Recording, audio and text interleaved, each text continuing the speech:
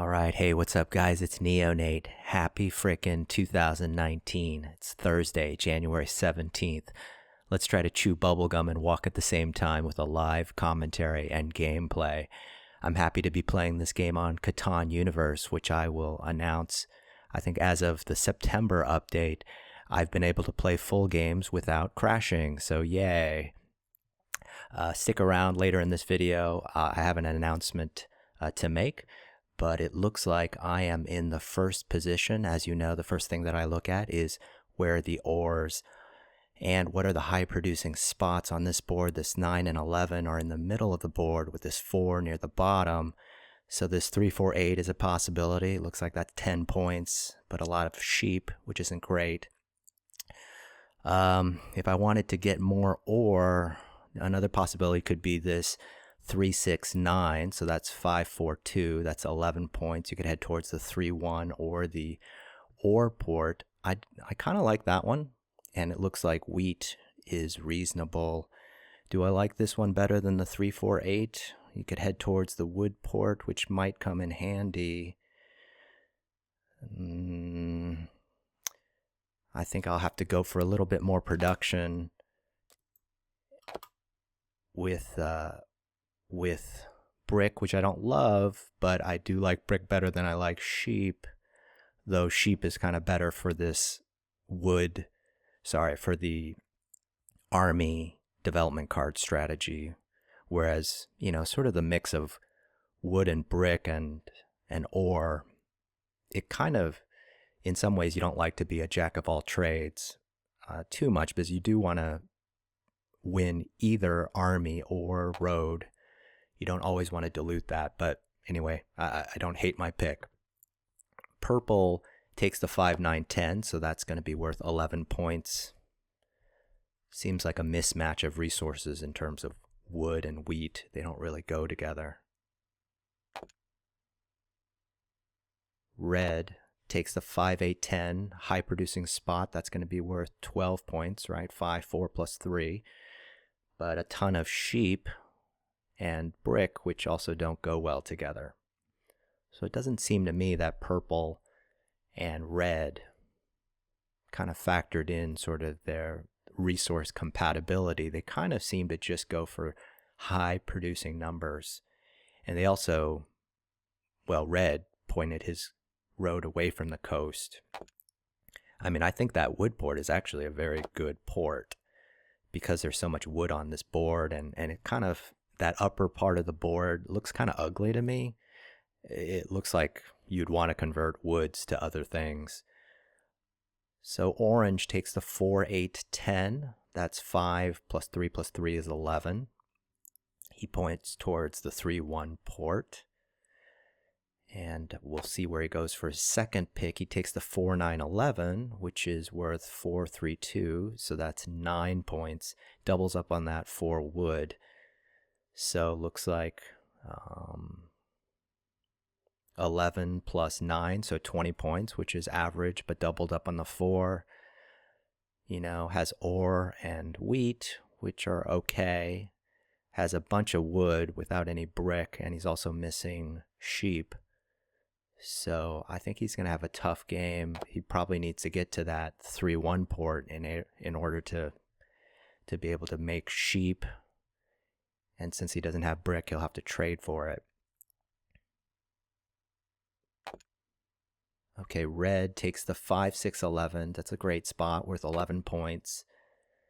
And with his initial 12 points, that means he's got 23 points. So the highest producer so far, good production. He's got, on 5s, he's going to get a road because he has a wood and a brick on those.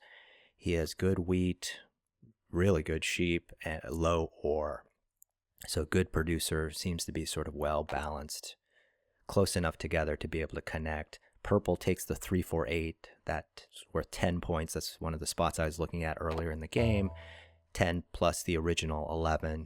She's at 21 points.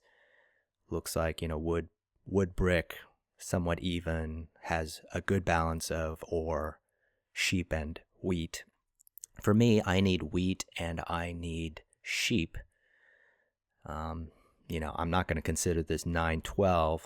That doesn't make any sense. I think the most reasonable suggestion is going to be this 3-6-11.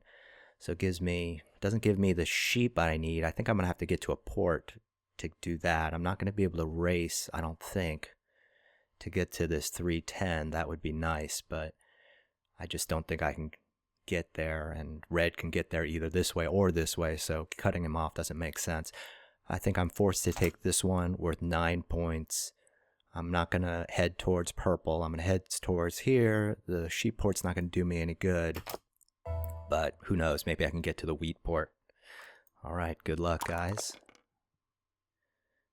Okay, no resources on a 5 for me. 5 gives red that road. So one of the things I want to talk about that I didn't get to in an earlier video is the topic of table image. So obviously table image is something that's not going to be very important to you if you just play in home games, but it's something if you play in tournaments and you're sitting down with people who you don't know and who don't know you, it can be kind of important. And I think table image is something that is important in poker, when you sit down at a casino table. And I'll talk about that in a second. Another 5 was rolled. But, okay, purple plays a road, goes towards that 4-11. Another 5. I think that's 3-5 so far. So table image, something very important in poker. In poker, I think you want to play tight, play premium cards and bet them aggressively. But you want to give the image of being very loose, kind of gargle with whiskey and look all disheveled and look like you're playing all kinds of different hands, but you're really playing very tight. And that's sort of the deception, is you're a smart, tight player, but you play aggressively. A 7 was rolled. The robbers put on the 5. So far, nobody's targeting me, which is nice. There's a 10 roll. Doesn't do me any good. I think I'll just hold here, hoping for, I guess, a natural 3 to get me wood. A 2 roll. So far, I don't think I've gotten any resources beyond the initial 3 that I got. So too easy. Looks like she wants brick. Was willing to give up a wood. I'm not going to do that. That doesn't help me. And I think Catan Universe, they have improved. She seems to be offering the same trade again. They've improved the counter offer ability. So unfortunately, the trade screen still kind of blocks off half the screen. Purple buys a development card. But now you do have the ability to offer a counter offer, which is good. 11 rolls, giving me a wheat, giving folks an ore. Looks like red strikes first, already building 2 roads and a settlement. And I've gotten 1 resource card so far. 4 is rolled, giving woods and ore. So I think one of the problems that I didn't really think about was the 3-6. I have those twice, so I've doubled up on numbers. So it's a bit of a feast or famine situation. 3s will be good because I can use a road. 6s, brick and wheat, aren't great. So looks like Orange City's up. So this is going to be a play from behind game, which is good. Then I get to do more talking about random stuff. All right. So can't do anything. I'm going to pass.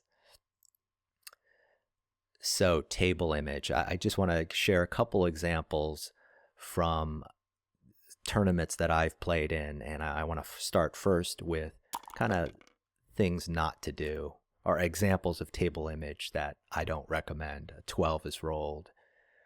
Nothing's really happening on a 12. Looks like the sheep is on a 12. Purple plays a robber. That's interesting. Oh my gosh. Steals from me. Okay. I gotta throw in I'm going to throw in a question mark there. It's like, okay, I'm last. I'm not doing anything. You moved the robber when it wasn't even on you. But, okay. A 9 is rolled. Oh, okay. Well, that was blocked. Okay, a 4 is rolled. That was a wood roll. Now he gets 3 woods. He's offering 2 woods for 2 bricks. Sorry, bud. Wish I could help you, but I can't. Oh, offering a 1 for 1. Wow. He throws up a double question mark. Johann Donaldsky. Everyone's throwing up question marks. So, yeah, examples of bad table image, in my opinion. So I remember sitting down at one table. Hold on, let me roll. A 9, so mine is blocked. And no resources for me, so I'll pass. So I remember sitting down at one tournament, and there was an older gentleman, and kind of as we were all getting settled and sitting down, one of the first things he says, I don't even remember if we introduced each other yet, but essentially he said something along the lines of, "Hey guys, I hope none of you do that dirty trick." And I think the other 3 of us were like, "What? What are you talking about?" Oh, too easy. While also takes a card from me. Looks like she's out to get me, which is fine. She's looking for sheep, wanting to give wheat. I'll just not respond to her trade and let her use up all her time on her turn. These are a little petty revenge when you can't do anything in the game. But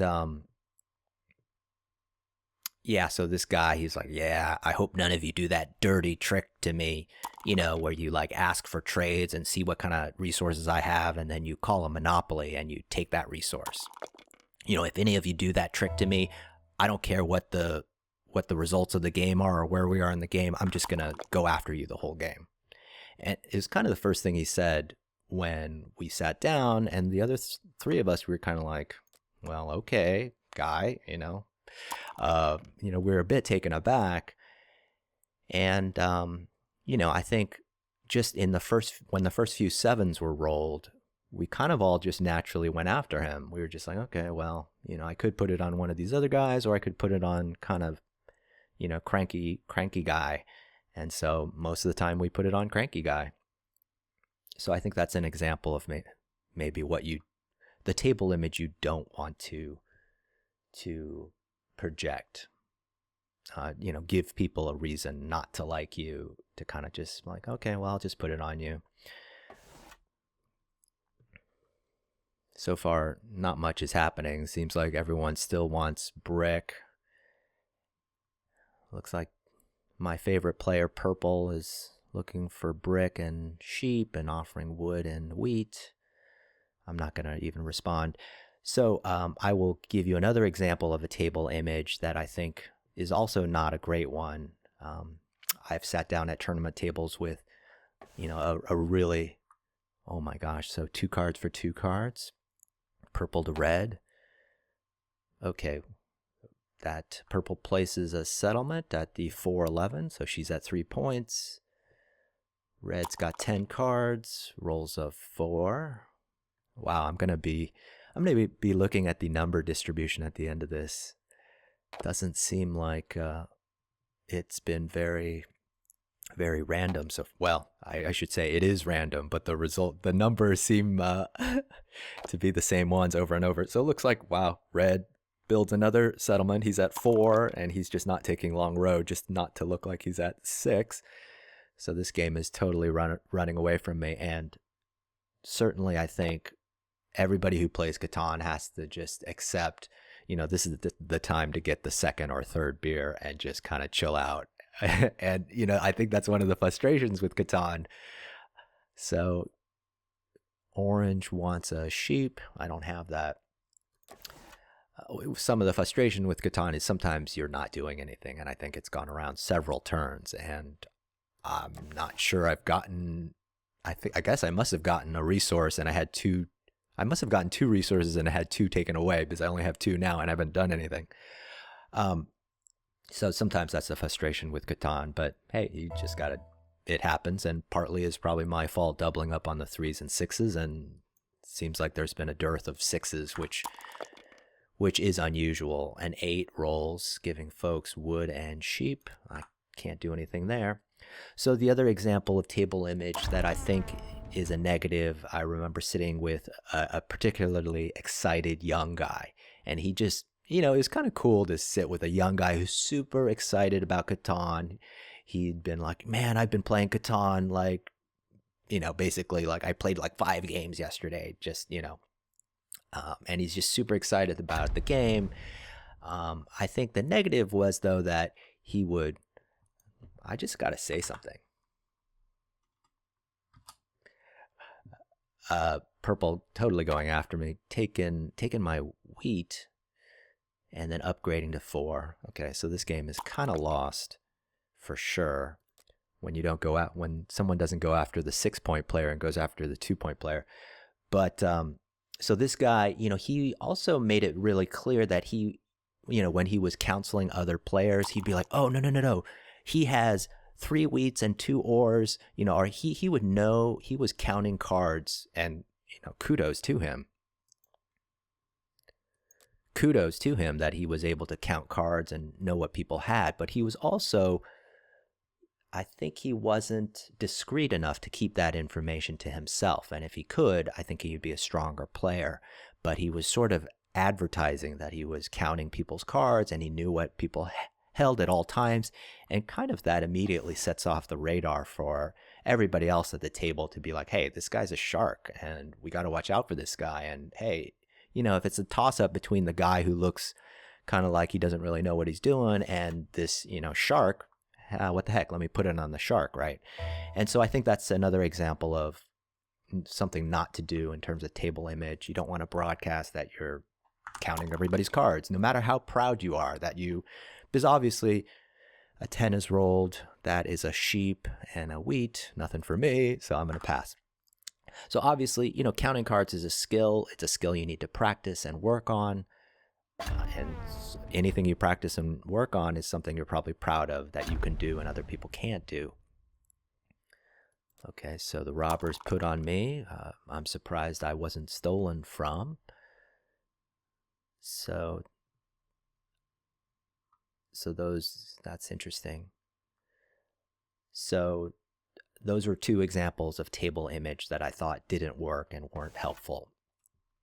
I'll contrast that to my approach, and I'm not going to say that this is the approach that everybody should take, but it's just my approach, and I question the approach myself. So please don't take this as my prescription to how your table image should be. But my general approach is try to be a nice guy, or try to be a nicer guy than I usually am. I try to approach it like, hey, if I were hosting a board game night at my house, I try to be a good host. And even though it's a tournament, I try to be nice to people, and I introduce myself, and I try to be nice, and I try not to be overly aggressive and rude. And I let other people, hey, what color do you want to play with? And, I adjust. Maybe they'll take my favorite color, which is brown, by the way. White is okay too. But, let's say, there's brown and there's blue left. I'll say, hey, what do you want to play with? What color do you want to be? And if they take brown, hey, that's okay. I can play blue too. It's not a big deal. But another thing that I remember that I would do is after we place our initial settlements, or after I would place my settlements, I would go get a cup of water. There would be a what's it called? A fountain, a faucet with cups, and I'd say, hey, I'm gonna go get a glass of water. Anybody want one? And some people would say no, and some people would say yes or no, but it didn't matter. It was kind of just the idea of, hey, I think that's just a friendly thing to do. If you weren't playing in a tournament, you would probably offer to get people water if you were getting a glass for yourself anyway. Okay, so let me see. Let me roll first. So I got a couple ores there. I guess I'm just going to chill out here until the robber is off of me. You can't really do much if you don't have cards. So other people are really running away with this. So that was just one example. And I feel a little bit bad about it, right? Because you're kind of like, okay, so this is my favorite player, purple, looking for ore, wanting offering wheat. That's not going to help me very much right now. So back to my story, you do feel a little bit like you're being fake, right? You're sort of like, hey, I'm trying to be I'm I'm being fake nice to try to get an edge, and that kind of doesn't feel good. um, but another way to think about it is, I was like, gosh, if I'm sort of fake nice to try to get a little edge in this board game tournament, what if I were fake nice at work? And what if just every day I was sort of fake nice to, because you want your coworkers to like you and to help you and do favors for you. And what if you're fake nice to your family and fake nice to everybody? And, if you do it every day, then all of a sudden it doesn't really matter that you're fake nice if you were just nice all the time. So anyway, that's a bit of my approach, and I'll call that, just being a nice guy, just trying not to be a jerk. And I should say, right, some of this stuff, it kind of only works when people don't know you. I mean, once people know who you are, or that you've had a lot of success, or that you've won the tournament or before or something, I don't think any of that really matters. They just kind of have put a target on you, and that's not really going to matter. So this is more for a completely random game or a big tournament where you're coming in and nobody really knows you.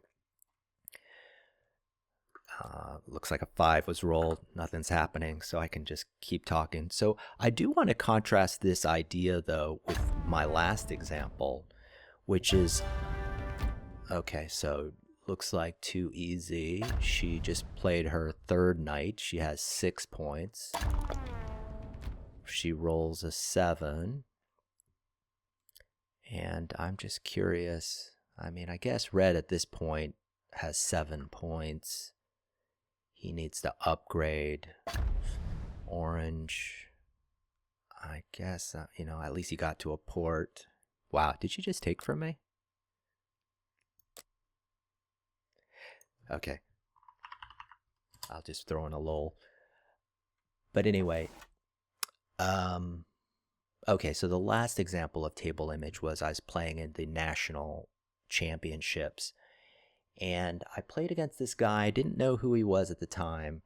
And he was just really quiet, actually. So I played him in one of the, qualifying rounds of, before the semis. And I remember in that particular game, he was leading. He was the favorite to win the game. I was sort of boxed off on the board. I had only 3 settlements, and I was able to upgrade those to cities to get to 6 points. But someone else had already taken army. I had no room to expand. And so all the players there, basically, because we all are counting the development cards and who can win, they could all see that I really had no opportunity to win. I couldn't really expand anywhere, and so I would need to pull 4 victory points in order to win, and I think I had 2 at the time. And so anyway, to make a long story short, all I was doing was buying development cards, and this other guy was, okay, so hold on, someone just played a Monopoly for 2 bricks. Okay. Good luck with those roads. I hope those help you. But anyway, this guy who I didn't know, but very quiet guy, he is winning. Basically, I through sheer luck was able to pull eventually the 4 out of 5 victory points to win the game, and basically steal the game from him by just getting very lucky and pulling these victory points. And afterwards, this guy just shook my hand, and he just, he didn't. At these tournaments, people they're pretty invested emotionally, and when they lose, many of them get just pissed off, and they, come up from the table in a huff. But this guy was just a complete gentleman. He, reached over, shook my hand, and and that was it. And he walked away from the table. What I realized later on later on, I played him again actually in the I believe it was in the semifinals, and he ended up winning that game, and ended up winning the entire tournament. And what I remember about that second game was he was just really quiet. You barely noticed he was there. He would ask for a trade, and then if people didn't want it, he might ask again if he really wanted it. But he wasn't a big personality, is what I'm trying to say. And I almost really didn't notice him, and I thought that was really effective. And it made me think of, there was a scene from Ocean's 11, and if you're familiar with that movie, there's the Brad Pitt character. He's trying to train the Matt Damon character. Hey, here's how they're going to rob a casino in Vegas, and Matt Damon's kind of going to go undercover, and Brad Pitt's trying to explain to him kind of the art of conversation while you're undercover. And this is a quote that he had from the movie. It was something like this: "Don't use 7 words when 4 words will do. Don't shift your weight. Look always at your mark, but don't stare. Be specific, but not memorable. Be funny, but don't make him laugh. He's got to like you and then forget you the moment you've left his side." So hold on, let me roll. So looks like I have, gosh, should I even try to build here? Fine, let me just try to build a road. How's that? I guess really I should be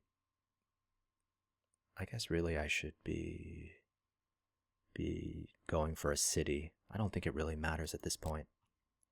I'm certainly not going to trade purple. So I think that quote, the part of that quote that really sticks to me is, don't be memorable.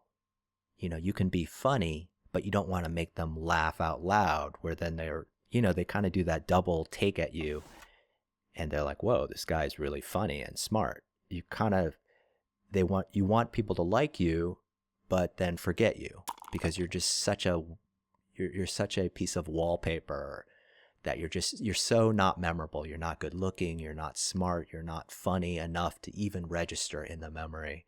I think that's a really interesting idea, to try to just be like that. And I think that was effective, and it was effective for this guy who ended up winning the national tournament. And I actually found out later that he had won it once before. So kudos to him. And I offer those different examples of table image. And I think for you, obviously you have to figure out what table image kind of, oh my gosh, did someone just take from me again? I think so, right? Because I thought I had an ore here. Yeah, looks like someone took an ore from me. Oh, there was an ore monopoly. Okay, so at least I'm down to under 7 cards. So those are different examples, and I think for each person, you got to figure out what table image you're most comfortable with. So I think you just got to figure out what works for you. But definitely this sort of understated image is not necessarily a bad thing. And I think, right, lots of board game players are introverts. We're not necessarily the cheerleaders of our high school. We were probably, the people who like to sit around a table and play a board game. So anyway, that's something to think about. Looks like we're getting close to the end of the game here. Amazingly, I am stuck at 2 points. Purple wins the game. Okay, so I've lost. 4th place finish there. That was kind of ugly. Cool thing about Catan Universe is there's the stats page. So that's going to show how much I was crushed. I lost 11 of these ELO points. So it looks like purple had the best ELO, and she gains. And let's look at these different stats. I had 1 road. I didn't build a single road. This is probably the worst Catan game I've ever played. I had 0 successful trades, 0 cities. 2 settlements built. Those were my initial settlements. I was robbed by other players 4 times. Beautiful. The game was 29 minutes. That's another compliment I have for Catan Universe. Most of these games are going pretty quick, so that's good. The rounds played were 45. I always think that's interesting because that means if you think about your initial 2 settlements, that's worth about 20 points on average, so 20/36. So that means, if there were 45 rolls, then you should get, 20 plus another 10, maybe 30 cards. Is that right? 36. Well, less than 30 cards. But your initial 20 points would get you 20, on average would get you 20 cards if there were 36 rounds. So this is a little bit more than that. So we can take a look at the stats. It looks, normal-ish with a lot of 5s, a lot of 8s. I had a bunch of 6s. I think I had 9s and 3s. 9s and 3s. 3s were a dearth. But I think I was just pegged by purple most of the game. So that was that. Hey, so that's the end of this video. Thanks so much for watching all my videos and supporting me with your comments and supporting me and being patient. I know I have not uploaded very often, but I'm going to try to change that this year. I want to announce also that I'm doing a giveaway. So I've got this Catan board that I've never used. You may or may not be familiar with it, but it was produced on a Kickstarter. I think it was called Hex Boards, and it's this really cool tray basically, and I've got it for the 5 to 6 player expansion as well, so you can place your Catan hexes on it and so they don't slip, and you can put your roads in the little these little road moats, and it's a really cool product.